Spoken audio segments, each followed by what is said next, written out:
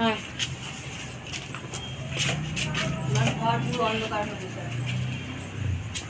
নেই আলো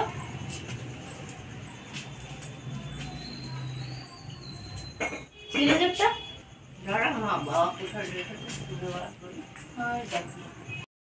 কি রান্না করছো? কি রান্না করছো?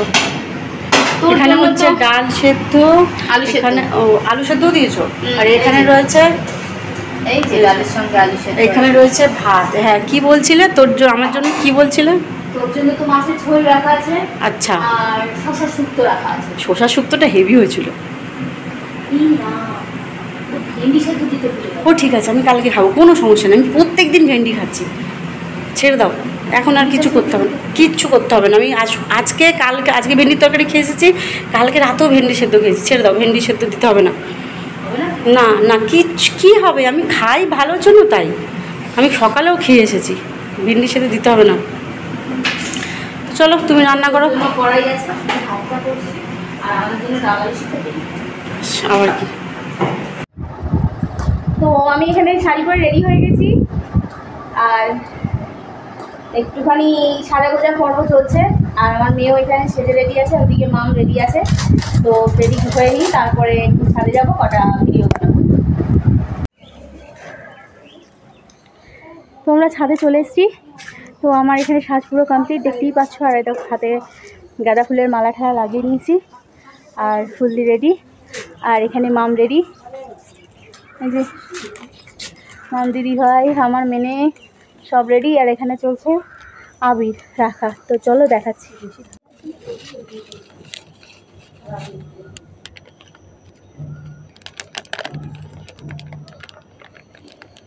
ঢুকাবি তো, আবার মুখগুলোকে টেনে টেনে ঢুকে অল্প হলেই হবে। আর কি আছে?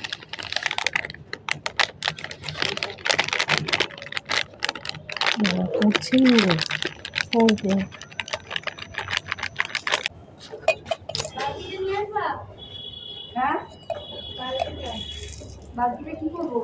ঠিক আছে।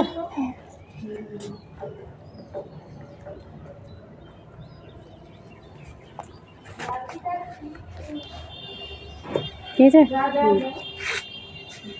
এবার বল কিছু। ঘেমে অবস্থা খারাপ, সকাল থেকে রেডি হচ্ছি আমরা, দোলের আগেই দোল খেলছি। হ্যালো ফ্রেন্ডস, তো কালকে রাত্রে আর ভিডিও করতে পারিনি, আর আজকে সারাদিন একটু আমি সময় পাইনি ভিডিও করার। তো কি করবো আর কি, এরা সাজুগুজু করছিল, তখন দেখাচ্ছিলাম যে সাজুগুজু করছে। তারপর ছাদে গেছি, রিলস টিলস বানিয়েছি কিছু, আর তারপরে এসে খাওয়া দাওয়া করেছি যখন, তখন বাজে প্রায় 5:30। এসে আর একটু স্নান করলাম, করে সবাই ল্যাথখোর পাবলিকের মতো একটুখানি শুয়ে শুয়ে নিলাম, কারণ আর পারছে না, শরীরে ওরও দিচ্ছে না।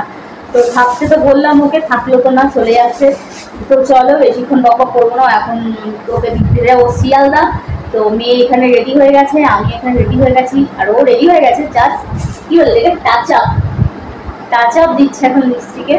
তো চলো, ভাই আসছে, আমার ভাই, এটার জন্য আমার অনেক খুশি যে অনেকদিন পর আমি ভাইকে দেখবো। হ্যাঁ রে ভাই, তোকে আমি অনেক ভালোবাসি, এই বলেই দিলাম। একজন রেগে যাচ্ছে তো, তাই বেশি করে বলবো, বেশি করে বলবো। বোন কেউ না, না না, বোন কেউ না, আমি বলেছি। বোন যে 2 ঘন্টা অপেক্ষা করলো দিদির জন্য স্টেশনে, আমি বলেছি একবারও বোন কেউ না। বোন কারোর জন্য কখনো অপেক্ষা করেনি স্টেশনে, দিদির জন্য অপেক্ষা করলো। আর সেই বোনের দাম নেই, ভাই ভালো। না না না না, এতটা বাজে করলো না, আমি বোনকে অনেকটাই ভালোবাসি। আর বোনের থেকে একটু এইটুকু ভাইকে বেশি ভালোবাসি। এইটুকু, এটা কি কেন একটু বেশি, কেন এইটুকু, কি কারণে? তা তো নেই না, একটু বেশি ভালোবাসি, জানি না কেন। তো চলো, হেব্বি রেগে গেছে, হেব্বি, তাই তো রেগে গেছিস স্যার? জোর করে ভালোবাসি পাওয়া যায়? না না না না, ওকেও ভালোবাসি অনেক অনেক অনেক। ওকে তো রাগানোর জন্য একটু বললাম, যাই হোক। তো চলো, ভাই আসছে, একটু ভাইয়ের সঙ্গে দেখা হবে। তো এখনো ভাই বাড়িতে বেরিয়েছে, বেরিয়ে গেছে। তো চলো আমরা এখান থেকে বেরোই। তো দেখা যাক কখন আমাদের রিজার্ভ হয়, তাই তো? তো চলো দেখতে থাকো ভিডিওটা।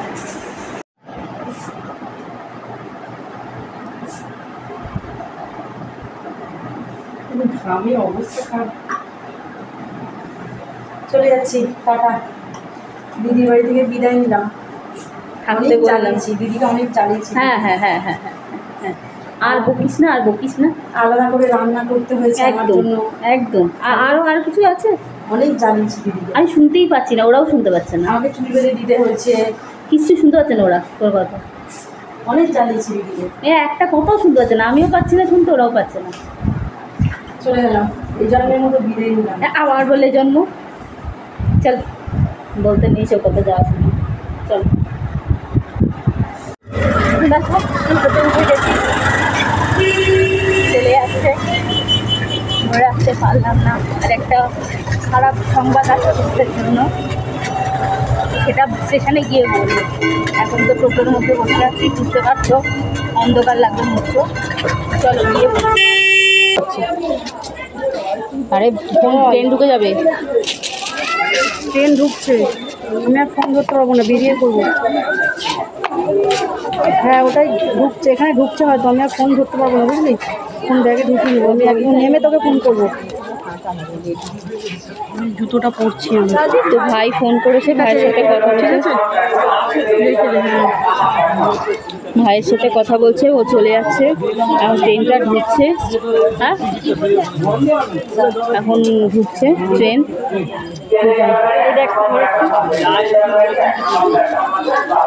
এই দেখো জুতোর কী করে আমি পরে যাবো জানি না, এই জানি না আমি। এ বাবা, দুদিকেই তো ছেঁড়া। না না, কী করবো আমি, জুতোটা নিয়ে সমস্যা পড়ে গেছে, ভিড়ছে না, উঠবে বা কী করে?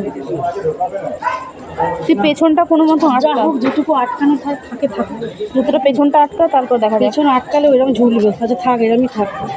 মনু, জুতোটা প্লাস্টিকে ভরো। কিছু করার নেই, জুতোটা প্লাস্টিকে ভরো। একটু ধরছো, ট্রেন ঢুকছে।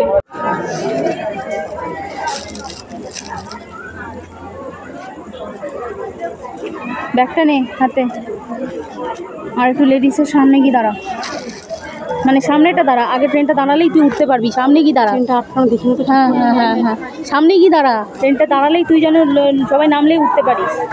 পেছনে দাঁড়াস না, এমনিতেই ভিড় হবে। হ্যাঁ ওই জন্য বললাম সামনে গিয়ে দাঁড়া, একটু সামনেরটা যা।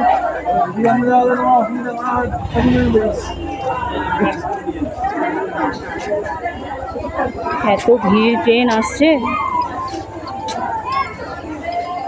কি করে উঠবে কে জানে, বুঝতে পারছি না। খুব খুব মানে চিন্তায় রয়েছি। ট্রেনটা ফাঁকা আসলে খুব ভালো হয়। এখানে আরপিএফ বসে আছে, দেখো দেখেছো, আরপিএফও বসে আছে। এত ট্রেনের গন্ডগোল, ভিড় বলে। এই পয়সার ব্যাগ ঠিক করে রেখেছিস তো? একদম সাবধান, সামলানে উঠিস। দেখো, ওরে বাবা, ট্রেনে তো পুরো ঝুলন্ত পরিস্থিতি। পাহাড়ে আমি কি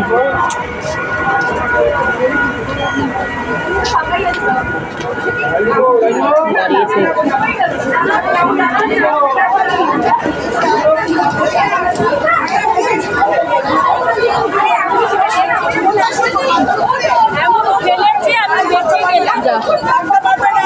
উঠতে পেরেছে,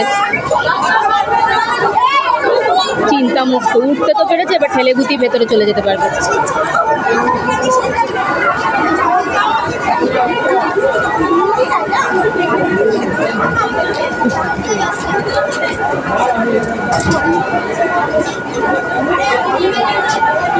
দেখেছো কি অবস্থা, কি ভিড় ট্রেনটার, দেখা তো যাচ্ছে না, ঢুকে গেছে। তো এই সময় বাড়ি ঢুকলাম, আর ট্রেনের পরিস্থিতি তোমরা দেখতে পেলে কীরকম ঝুলে ঝুলে যাচ্ছে আজকে। আজকে না, গাঁও থেকেই ট্রেনের গন্ডগোল, যার জন্য মামকে আনতে যেতে আমার দেরি হয়ে গেছে।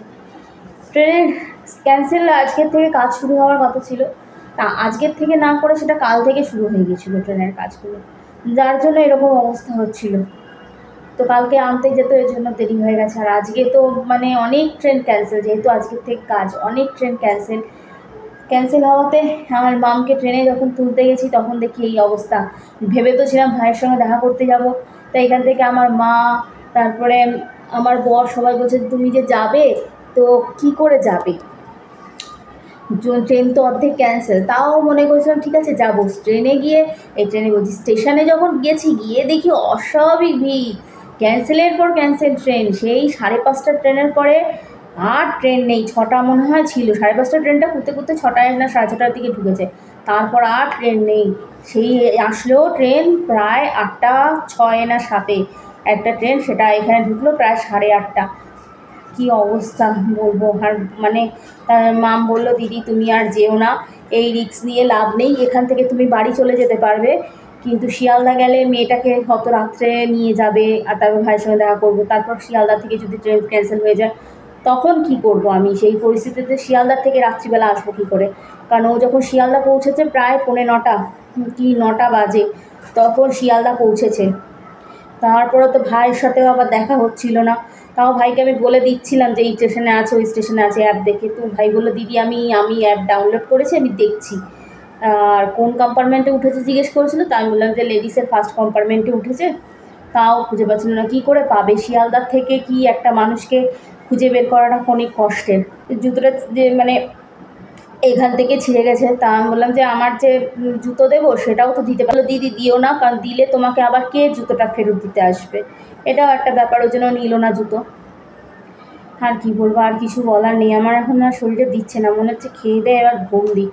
তো যাক, ওকে ফোন করলাম, ও বললো দিদি আমি সাউথের ট্রেনে উঠে গেছি। আর তারপর ট্রেন থেকে নাকি পড়েও যাচ্ছিলো নামতে গিয়ে জুতোটা ছেঁড়ার জন্য। কি করব, এই যে ঘরটা মিস ঘরেও নেই, তাই ফাঁকা ফাঁকা ফাঁকা ফাঁকা লাগছে। কি করা যাবে বলো, ঘরে এতক্ষণ ছিল, গম গম গম গম করছিল ঘরটা, কিন্তু কি করব বলো, কিছুই করার নেই। আমি না ওকে আটকে রাখতে পারবো না ধরে রাখতে পারবো, ওর ওখানে সমস্ত কিছু, ওকে ওখানে যেতেই হবে, যার যেখানে জায়গা সেখানে তাকে যেতেই হবে, কিছু করার নেই। তো আর আমি কথা বলতে পারছি না, শরীরটা আর দিচ্ছে না, এবার খাবো দাবো আর ঘুমিয়ে পড়বো, আর দিচ্ছে না শরীরটা। তো আজকের ভিডিও আমি এখানেই এন্ড করছি, দেখা করছি তোমাদের সঙ্গে নেক্সট ভিডিওতে। তো ততক্ষণের জন্য টাটা, ভালো থাকবে, সুস্থ থাকবে, আর নিজেদের শরীরে খেয়াল রাখবে। টাটা।